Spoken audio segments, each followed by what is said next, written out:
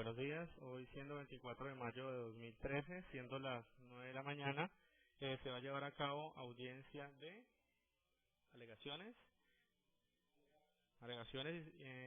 dentro del sentido del fallo, dentro del presente proceso.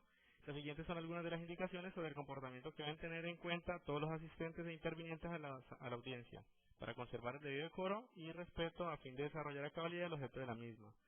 Primero, los asistentes e intervinientes deberán obedecer las órdenes impartidas por la señora juez, ponerse de pie cuando ésta ingrese o se retire del recinto y permanecer en el lugar dispuesto para cada uno, salvo que deba desplazarse para intervenir en la audiencia. Segundo, los intervinientes solo podrán hacer uso de la palabra o podrán retirarse de la sala antes de que la audiencia termine cuando el juez que la dirige lo autorice. Tercero, el público deberá permanecer en silencio, no podrá realizar aspavientos, señas o manifestaciones verbales en la audiencia. Cuarto, durante el curso de las audiencias, los asistentes e intervinientes deberán mantener apagados los radios, teléfonos celulares, beeper o cualquier otro aparato que distraiga la atención o interrumpa el curso de la misma. Quinto, está prohibido ingresar alimentos en la sala de audiencias. Sexto, dentro de las salas de audiencia o en los lugares aledaños no se podrá fumar, comer, dormir, hablar, leer o botar basuras en sitios inadecuados. Séptimo, sin perjuicio de la claridad y vehemencia debidos, los intervinientes deberán emplear en sus intervenciones lenguaje, tono de voz y aptitud decorosa y respetuosos para con sus interlocutores, los asistentes, los demás intervinientes, el juez y otras personas que se encuentren en la sala de audiencia. Octavo, en las audiencias en que por disposición de la ley o por decisión del juez deba protegerse la intimidad de los intervinientes, se advierte a los presentes que deben guardar la reserva sobre los asuntos relacionados con su función. Sexto, se advierte a los asistentes y intervinientes de esta audiencia que para hacer respetar las reglas del comportamiento en la sala de audiencia, la señora juez podrá ejercer los poderes disciplinarios y correccionales atribuidos por el Código de Procedimiento Civil y demás normas aplicables. Si los asistentes contravinieren las normas de disciplina en la audiencia, la señora juez podrá tomar los correctivos necesarios, valiéndose para ello del personal de seguridad. Preside la audiencia la juez doctora Rosa Milena Robles. Todos de pie, por favor.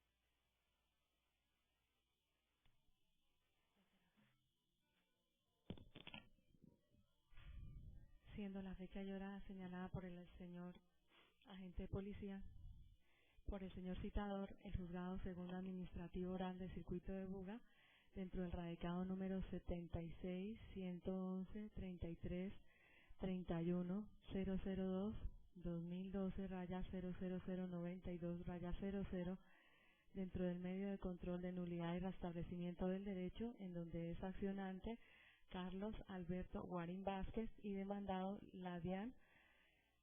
El despacho va a dar inicio a la audiencia pública de que trata el artículo 182 de alegaciones y sentido de sentencia, previo a lo cual el despacho va a verificar la presencia de las partes. Por la parte demandante, ¿quién se hace presente? El abogado titular Harold Hernán Moreno Cardona, identificado con la cédula cianía 14883196, tarjeta 86308, quien me pueden notificar en la calle séptima 1157 o a través del correo electrónico haroldhmoreno6@morenoygutierrez.com. Gracias, señora apoderado. Por la parte demandada, ¿quién se hace presente? Muy buenos días a los asistentes. En representación de la DIAN Lavis Salazar con cédula 38435-175. Para efectos de notificaciones oficiales se pasará al buzón de la entidad con copiecita al correo lsalazarg@dian.gov.co. La dirección es calle 322908 de París.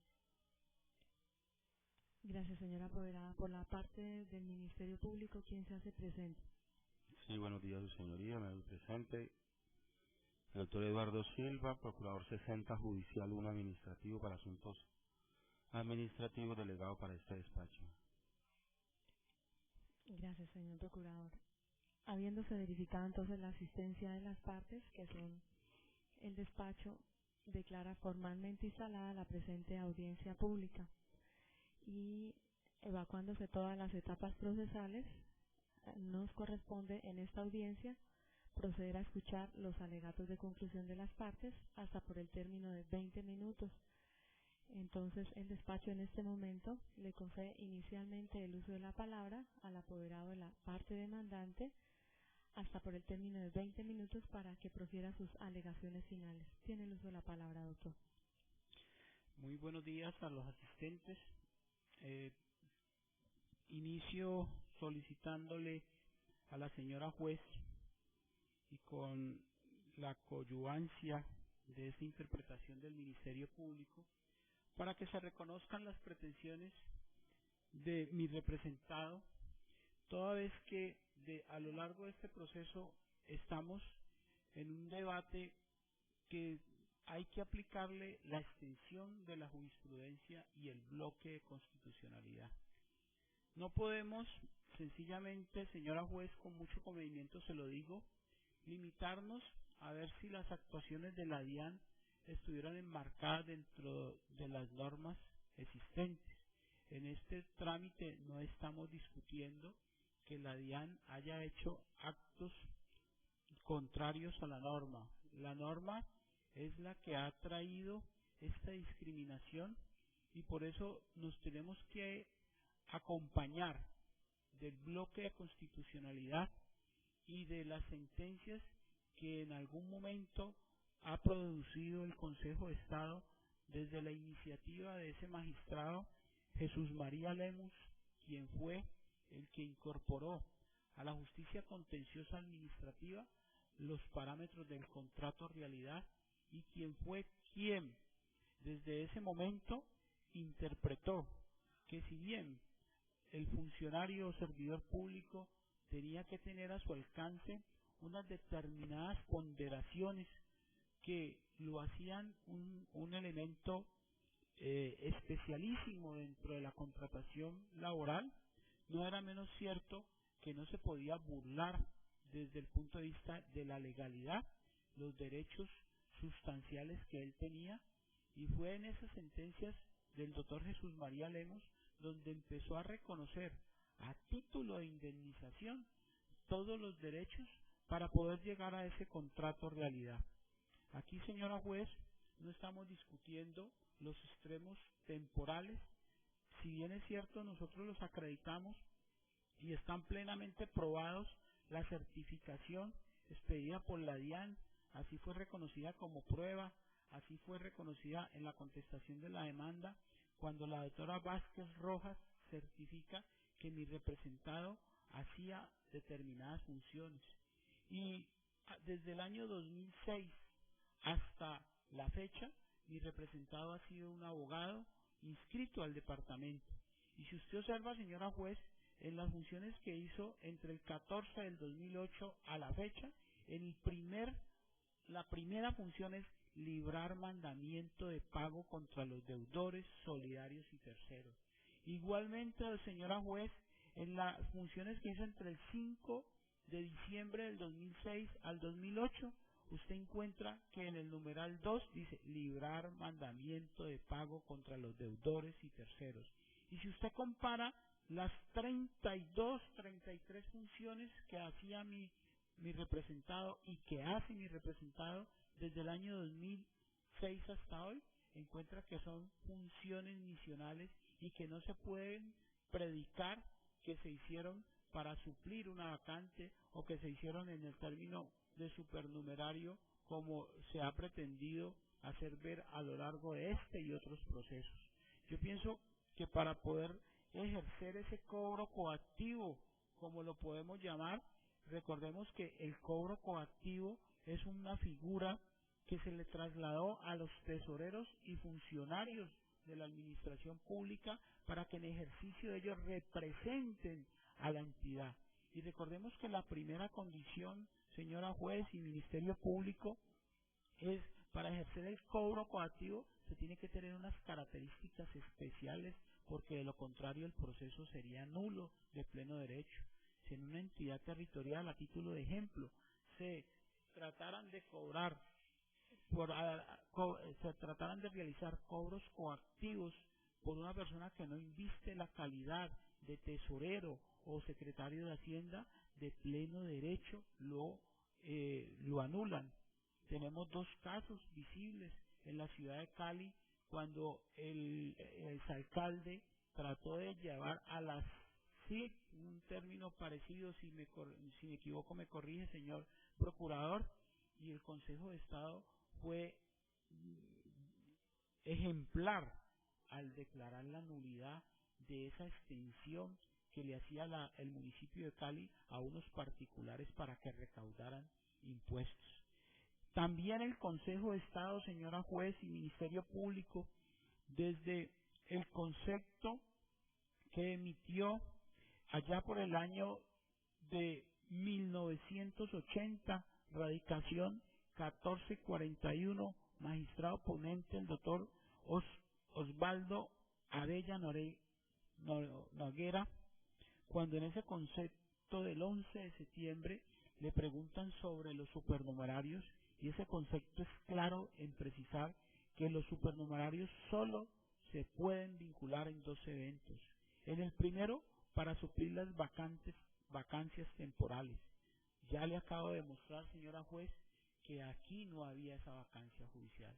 Mi representado está desde el 2006 haciendo la misma actividad en su ejercicio de profesión como abogado, cual es hacer el cobro coactivo, y le coloco el término cobro coactivo para homologarlo con la administración pública, pero lo que realmente le está haciendo son procesos de ejecución, y una de sus principales funciones es librar mandamiento de pago. En cualquier despacho judicial, el mandamiento de pago solo lo puede librar el señor juez de la República, no lo puede librar ni el sustanciador, ni el secretario, ni ninguna persona que no dependa en la carga. Y el segundo requisito que coloca es para desarrollar actividades de carácter netamente transitorio. Ese concepto es puntual en estos términos, y ya les repito que son desde el 2006 hasta el 2013 están haciendo las mismas funciones, algo superior a los 7 años.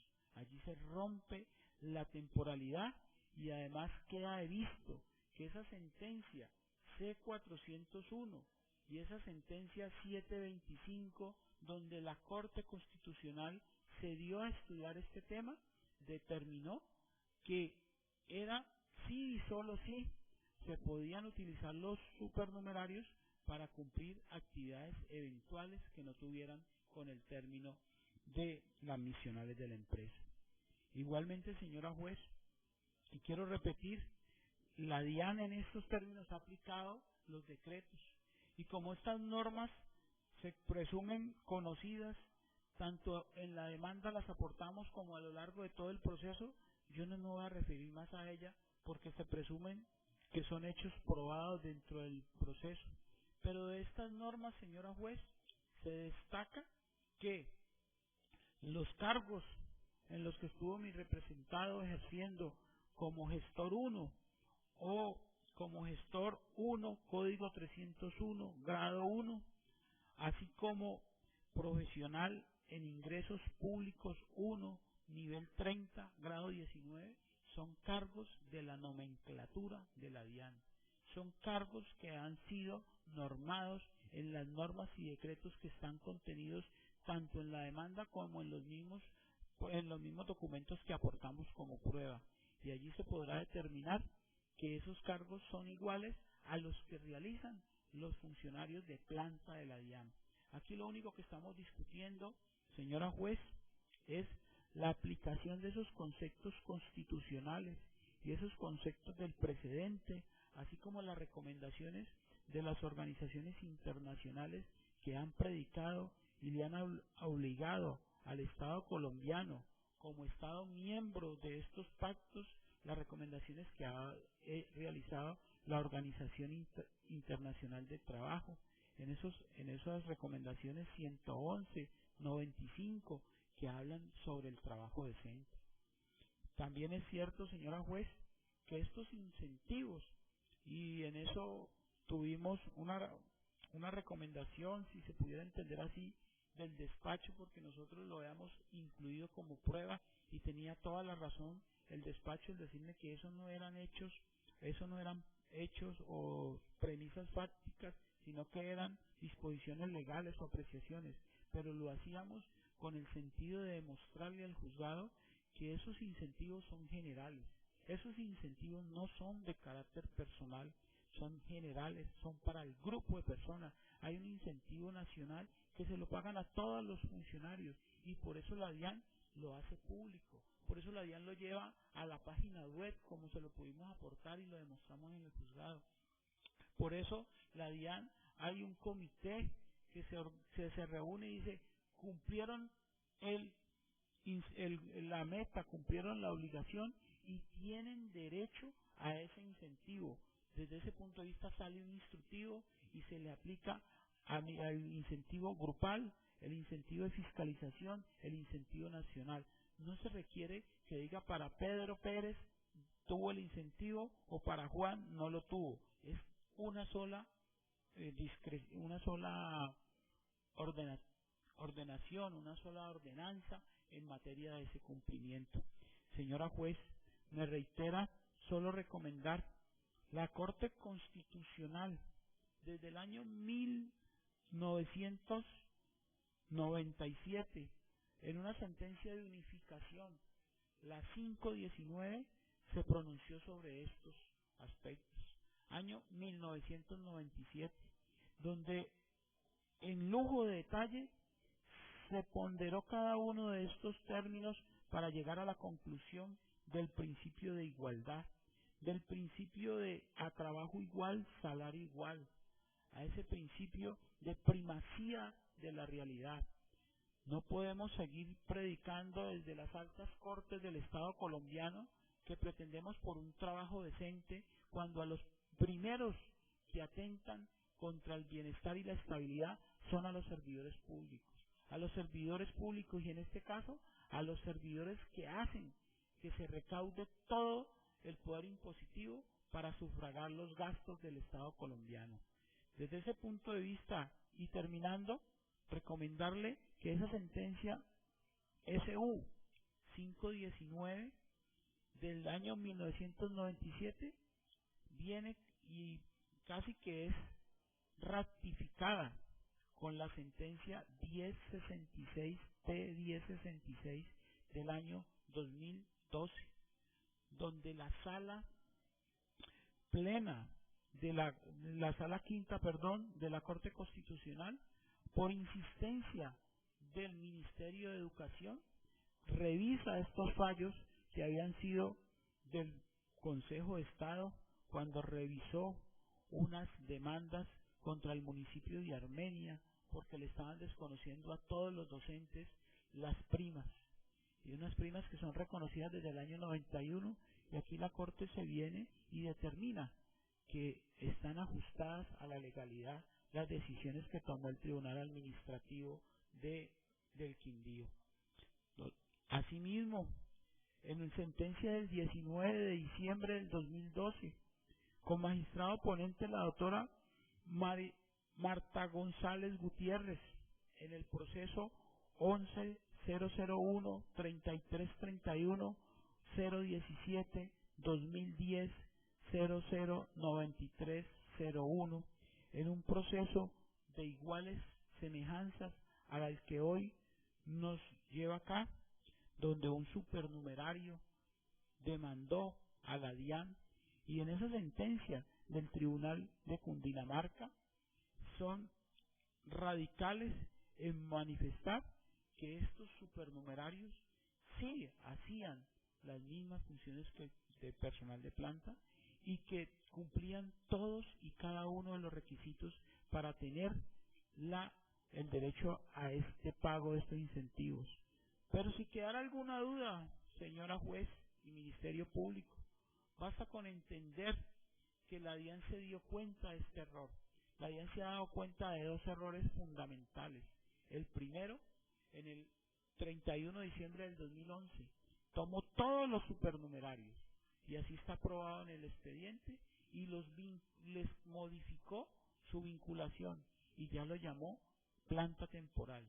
Y como planta temporal, por el único hecho de sustituirle el nombre, les empezó a pagar el incentivo que no les había negado. Pero también, el 31 de diciembre del 2012, o sea, con el decreto 2635, el señor director de la DIAN reconoce que se estaba cometiendo un error y que ese 26% que es incentivo, que se lo están pagando a los de planta y se lo están pagando a los supernumerarios hoy temporales, y aquí tengo a mi colega la doctora Ladi, que pese que esté representando a la DIAN, no puede, si me equivoco, la autorizo para que me interpele y me corrija, le están pagando, y eso se lo reconocían como bonificación que no constituía salario. La DIAN reconoció, y a partir del 1 de enero del 2013, con ese decreto que cité, les está reconociendo como salario esa bonificación. Y no es gratuito, señora juez, porque ya la rama judicial y los jueces de la República y los magistrados de la República habían demandado que ese 30% que era bonificación que no constituía salario, se constituyera salario. Y así lo dijo la sala del Tribunal Contencioso Administrativo, confirmada por el Consejo de Estado en sentencia de proceso que interpusiera el juez primero civil municipal de Guadalajara de Buga, Jaime Alexis Chaparro, cuando le dijo: esa bonificación es salario, y como salario se lo tendrán que pagar para todos los efectos. Y hoy